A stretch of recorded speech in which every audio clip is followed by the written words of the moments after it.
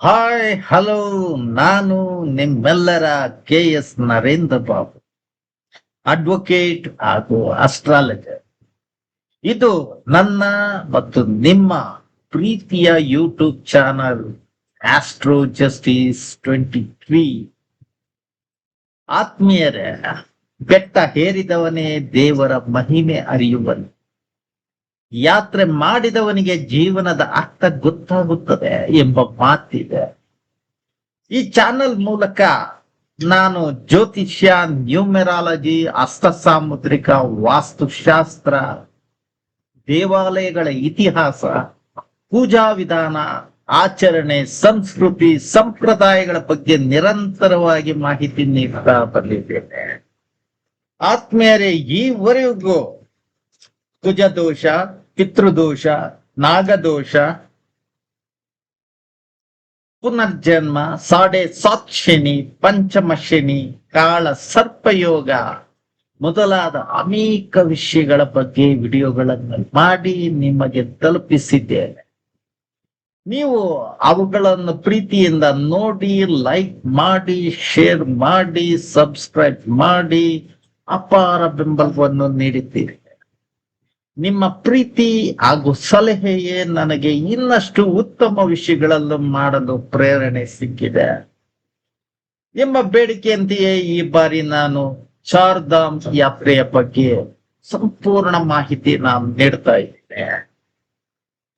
ನೋಡಿ, ಏನಿದು ಚಾರ್ಧಾಮ್ ಯಾತ್ರೆ? ನೋಡಿ, ಹಿಮಾಲಯದ ಮಡಿಲಿನಲ್ಲಿ ನಲಗಿಸಿರುವ 4 ಮಹಾ ಪವಿತ್ರ ಕ್ಷೇತ್ರಗಳ ಯಾತ್ರೆಯನ್ನ ಚಾರ್ಧಾಮ್ ಯಾತ್ರೆ ಅಂತಾರೆ. ಚಾರ್ಧಾಮ್ 4 ಬೆಟ್ಟಗಳ ಯಾತ್ರೆ. ಯಮನೋತ್ರಿ, ಗಂಗೋತ್ರಿ, ಕೇದಾರನಾಥ, ಬದ್ರಿನಾಥ, ಈ 4 ಕ್ಷೇತ್ರಗಳು ಉತ್ತರಾಖಂಡ ರಾಜ್ಯದಲ್ಲಿದ್ದು ಸಾವಿರಾರು ವರ್ಷಗಳಿಂದ ಋಷಿ ಮುನಿಗಳು, ಸಿದ್ಧರು, ಯೋಗಿಗಳು ತಪಸ್ಸು ಮಾಡಿದ ಪವಿತ್ರ ಸ್ಥಳಗಳಾಗಿವೆ. ಆತ್ಮೀಯರೇ, ಕಾಲಿನಿಂದ ನಡೆದ ಯಾತ್ರೆ ಪಾಪ ಕರಗಿಸುತ್ತದೆ, ಭಕ್ತಿಯಿಂದ ಮಾಡಿದ ಯಾತ್ರೆ ಬದುಕನ್ನೇ ಬದಲಿಸುತ್ತದೆ ಅಂತ ಹಿರಿಯರು ಹೇಳ್ತಾರೆ. ಹರಿದ್ವಾರದಿಂದ ಈ ಚಾರ್ಧಾಮ್ ಯಾತ್ರೆ ಸಾಮಾನ್ಯವಾಗಿ ಶುರುವಾಗುತ್ತೆ.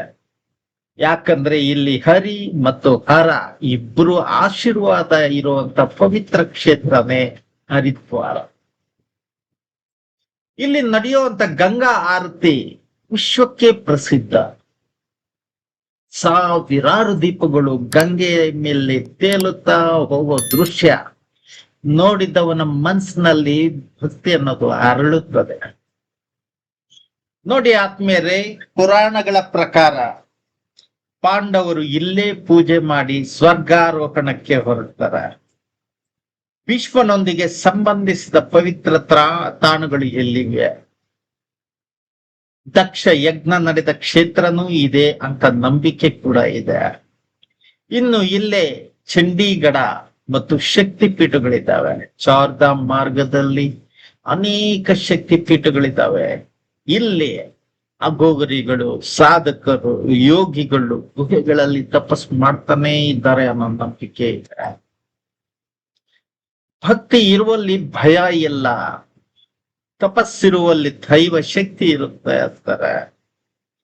ಈ ಗಂಗೋತ್ರಿ ಅಂದರೆ ಗಂಗಾ ಮಾತೆಯ ಉದ್ಭವ ಕ್ಷೇತ್ರ. ಇಲ್ಲಿ ತರ್ಪಣ, ಪಿತೃ ಕಾರ್ಯ, ವೈದಿಕ ಪೂಜೆಗಳನ್ನ ಮಾಡೋದರಿಂದ ಪಾಪ ವಿಮೋಚನೆ ಆಗ್ತದ ಅನ್ನೋ ನಂಬಿಕೆ ಇದೆ.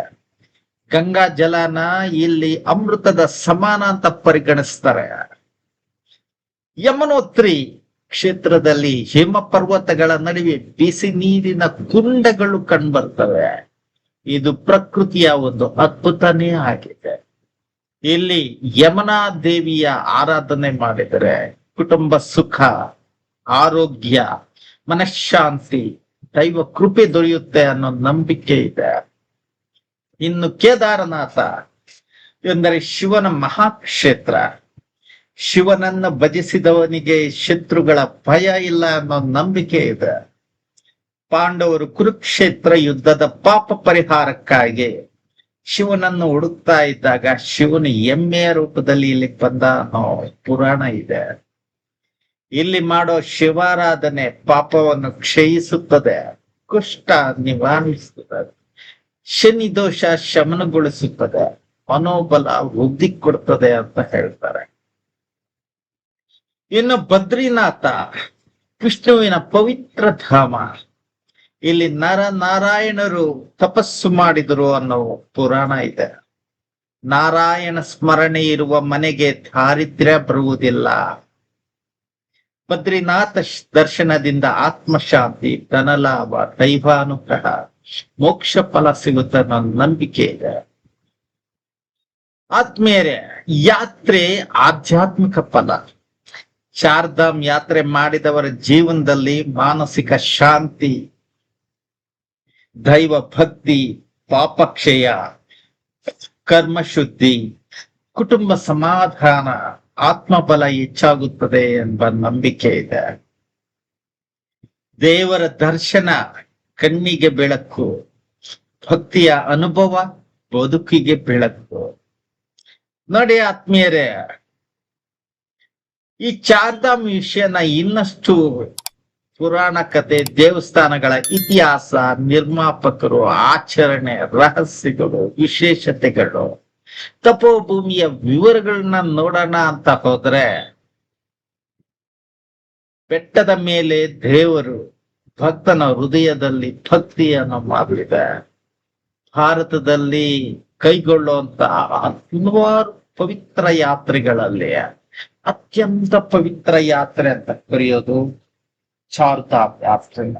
ಯಾಕಪ್ಪ ಅಂದರೆ ಈ ಯಾತ್ರೆ ಕೇವಲ ಪ್ರವಾಸ ಅಲ್ಲ, ಇದು ಆತ್ಮಶುದ್ಧಿ, ಪಾಪ ಪರಿಹಾರ, ಕರ್ಮ ವಿಮೋಚನೆ, ದೈವಾನುಭವ, ಮೋಕ್ಷ ಮಾರ್ಗದ ಯಾತ್ರೆನೇ ಇದಾಗಿರುತ್ತೆ. ಹಿಮಾಲಯದ ಪರ್ವತಗಳಲ್ಲಿ ದೇವತೆಗಳು, ಸಿದ್ಧರು, ಯೋಗಿಗಳು, ಋಷಿ ಮುನಿಗಳು ತಪಸ್ಸು ಮಾಡಿದ ಪವಿತ್ರ ಭೂಮಿ ಈ ಚಾರ್ಧಾಮ್ ಆಗಿರುತ್ತೆ. ನೋಡಿ, ಹರಿಯ ದ್ವಾರವೇ ಹರಿದ್ವಾರ. ಹರಿದ್ವಾರ ದೇವರ ದ್ವಾರ. ಇಲ್ಲಿ ಗಂಗಾ ನದಿ ಸಮತಟ್ಟಿಗೆ ಪ್ರವೇಶಿಸುತ್ತಾಳೆ. ಪ್ರತಿದಿನ ನಡೆಯುವ ಗಂಗಾ ಆರತಿ ವಿಶ್ವ ಪ್ರಸಿದ್ಧ. ನೋಡಿ, ಸಮುದ್ರ ಮಂಥನ ನಡೀತಾ ಇದ್ದಂತ ಸಂದರ್ಭದಲ್ಲಿ ಅಮೃತದ ಕುಂಭದಿಂದ 4 ಕಡೆ ಅಮೃತ ಬಿದ್ದಿತ್ತಂತೆ. ಅವುಗಳಲ್ಲಿ ಒಂದು ಈ ಹರಿದ್ವಾರ ಅನ್ನಲಾಗುತ್ತದೆ. ಇಲ್ಲಿ ಹರಕಿ ಪೌರಿ, ಮಾಂಸಾದೇವಿ ದೇವಸ್ಥಾನ, ಚಂಡಿ ದೇವಸ್ಥಾನ, ದಕ್ಷ ಮಹಾದೇವ ದೇವಸ್ಥಾನ, ಕೆಲವು ಪ್ರಮುಖ ದೇವಾಲಯಗಳಿವೆ.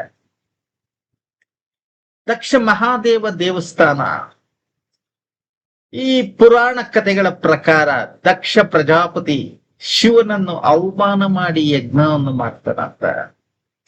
ಸತಿದೇವಿ ತಂದೆಯ ಅವಮಾನ ಸಹಿಸಲಾಗದೆ ಯಜ್ಞಕುಂಡಕ್ಕೆ ಹಾಕ್ತಾರಂತ. ಶಿವನು ಕೋಪದಿಂದ ವೀರಭದ್ರನನ್ನು ಸೃಷ್ಟಿಸಿ ಯಜ್ಞ ನಾಶ ಮಾಡಿದ. ಈ ಘಟನೆಯೇ ದಕ್ಷ ಮಹಾದೇವ ಕ್ಷೇತ್ರದ. ಆತ್ಮೀಯರೇ, ದಂಪತಿಗಳು ಶಿವ ಪಾರ್ವತಿ ಪೂಜೆ ಮಾಡ್ತಾರೆ. ಕುಟುಂಬ ಕಲಹ ನಿವಾರಣೆಗೆ ವಿಶೇಷ ರುದ್ರಾಭಿಷೇಕ ಕೂಡ ಇಲ್ಲಿ ನಡೆಯುತ್ತೆ. ಇನ್ನು ನಂತರದ ಸ್ಥಳ ಯಮನೋತ್ರಿ. ಇದು ಯಮುನಾ ದೇವಿ ಜನ್ಮಸ್ಥಳ ಆಗಿದೆ. ಪುರಾಣ ಕಥೆ ಪ್ರಕಾರ ಯಮುನಾ ದೇವಿ ಸೂರ್ಯ ದೇವರ ಪುತ್ರ, ಯಮಧರ್ಮರಾಜನ ಸಹೋದರಿ.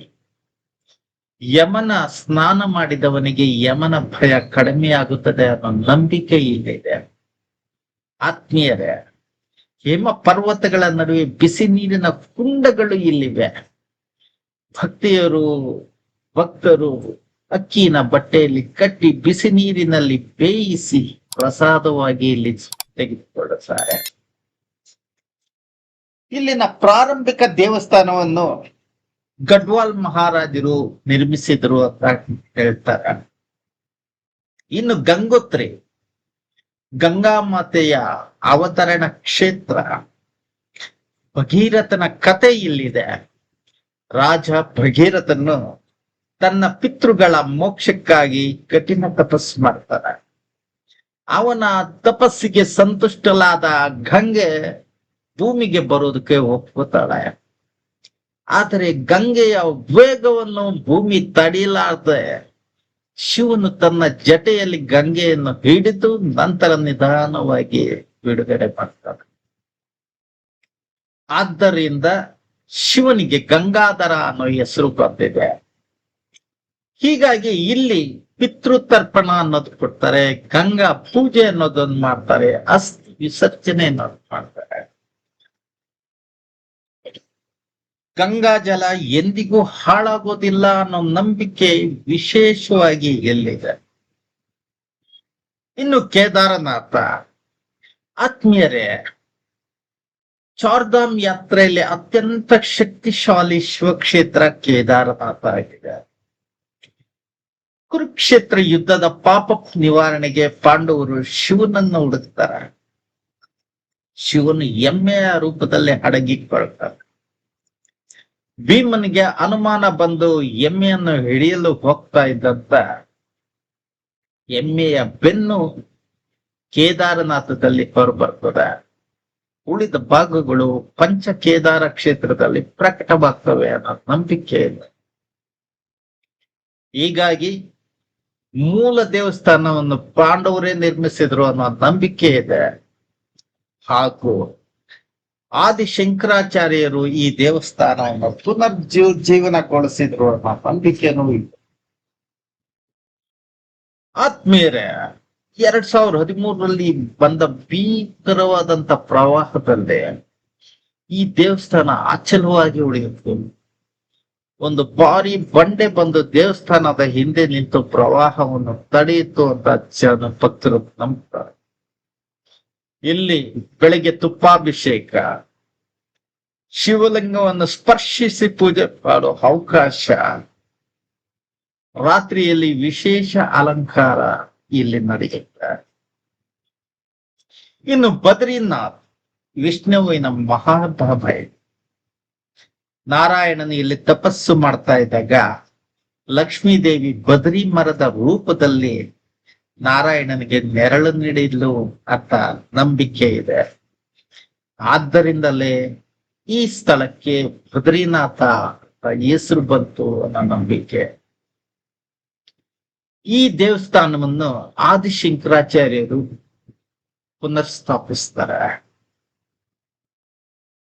ತಪ್ತಕುಂಡ ಅನ್ನೋ ಬಿಸಿ ನೀರಿನ ತೀರ್ಥ ಇಲ್ಲಿ ಸಿಗ್ತದೆ. ಅದೇ ಇದೆಲ್ಲ ವಿಶೇಷ ಆಗ್ತದೆ. ನರ ನಾರಾಯಣ ಪರ್ವತಗಳ ನಡುವೆ ಈ ದೇವಸ್ಥಾನ ಇದೆ. ನೀಲಕಂಠ ಪರ್ವತದ ಅದ್ಭುತ ದೃಶ್ಯ ಇಲ್ಲಿ ಕಾಣ ಸಿಗುತ್ತೆ. ಆತ್ಮೀಯರೇ, ವಿಷ್ಣು ಸಹಸ್ರನಾಮ ಪಾರಾಯಣ ಇಲ್ಲಿ ಸದಾ ಇರುತ್ತೆ. ಮಹಾಭಿಷೇಕ ನಡೆಯುತ್ತೆ. ತುಳಸಿ ಅರ್ಚನೆ ಅನ್ನೋದನ್ನ ಇಲ್ಲಿ ಮಾಡ್ತಾರೆ. ಈ ಚಾರ್ಧಾಮ್ ಯಾತ್ರೆಯ ರಹಸ್ಯ ಏನು? ಯಾಕೆ ಎಲ್ರು ಇದನ್ನ ಮಾಡ್ತಾರೆ? ಯಾಕಂದ್ರೆ ಈ ಬೆಟ್ಟದ ಶಿಖರಗಳಲ್ಲಿ ದೇವರು ನೆಲೆಸಿರ್ತಾರೆ. ಅಲ್ಲಿಗೆ ಪಾದಯಾತ್ರೆ ಮಾಡಿ ಆ ದೇವರ ಶಿಖರದ ಮೇಲೆ ಹಣ್ಣನ್ನ ಹಾರಿಸೋದು, ಮೂಗುತಿ ಹಾರಿಸೋದು, ಈ ತರ ಹಲವಾರು ಒಂದು ಹರಿಕೆಗಳನ್ನ ಜನ ಹೊತ್ಕೊಂಡಿರ್ತಾರೆ. ಆ ಒಂದು ಕಾರಣದಿಂದ ಅಲ್ಲಿಗೆ ನಡಿಗೆ ಮೂಲಕ ಹೋಗ್ತಾರೆ, ತಮ್ಮ ಹರಕೆಗಳನ್ನ ಈಡೇರಿಸ್ತಾರೆ. ಈ ರೀತಿ ಮಾಡೋದ್ರಿಂದ ಏನ್ ಸಾಧ್ಯ ನೋಡಿ. ಯಾಕೆ ಬೆಟ್ಟಗಳಲ್ಲಿ ದೇವಾಲಯ ಇರಬೇಕು? ಋಷಿಗಳು ಹೇಳ್ತಾರೆ, ಬೆಟ್ಟಗಳಲ್ಲಿ ದೈವಿಕ ಶಕ್ತಿ ತುಂಬಾ ಹೆಚ್ಚಾಗಿರುತ್ತೆ. ಈ ಜಾಗದಲ್ಲಿ ಮನಸ್ಸು ಶಾಂತವಾಗುತ್ತದೆ. ಹೀಗಾಗಿ ಇಂಥ ಜಾಗ ತಪಸ್ಸಿಗೆ ತುಂಬಾ ಅನುಕೂಲಕರವಾಗಿರುತ್ತದೆ.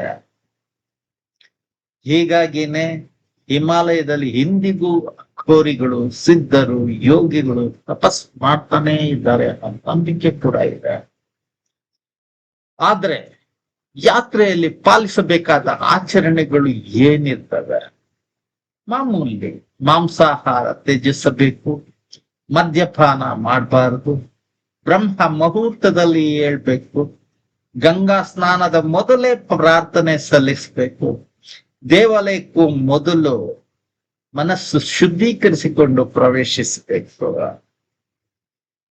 ಈ ರೀತಿ ಮಾಡಿದ್ರೆ ಯಾತ್ರೆಯ ಫಲ ಸಿಗ್ತದೆ. ಏನ ಫಲಗಳು ನೋಡಿ ಆತ್ಮೀಯರೇ, ಚಾರ್ಧಾಮ್ ಯಾತ್ರೆಯಿಂದ ಶನಿ ದೋಷ ಶಮನ ಆಗುತ್ತೆ, ಪಿತೃದೋಷ ನಿವಾರಣೆ ಆಗುತ್ತೆ, ಮನಃಶಾಂತಿ ಸಿಗುತ್ತೆ, ಕರ್ಮ ಶುದ್ಧಿ ಆಗುತ್ತೆ, ಆರೋಗ್ಯ ಸುಧಾರಣೆ ಖಂಡಿತ ಆಗುತ್ತೆ, ಆತ್ಮಫಲ ವೃದ್ಧಿಸುತ್ತದೆ, ದೈವಾನುಗ್ರಹ ಅನ್ನೋದು ಸಿಗುತ್ತೆ ಅಂತ ಪುರಾಣಗಳಲ್ಲಿ ಉಲ್ಲೇಖ ಇದೆ. ನೋಡಿ ಆತ್ಮೀಯರೇ, ಈ ಸಂದರ್ಭದಲ್ಲಿ ನಾನೊಂದು ಮಾತು ಹೇಳ್ತೇನೆ. ಒಮ್ಮೆ ಚಾರ್ಧಾಮ್ ಯಾತ್ರೆ ಮಾಡಿದವನು ಜೀವನದ ಅರ್ಥ ತಿಳ್ಕೊಳ್ತಾನೆ.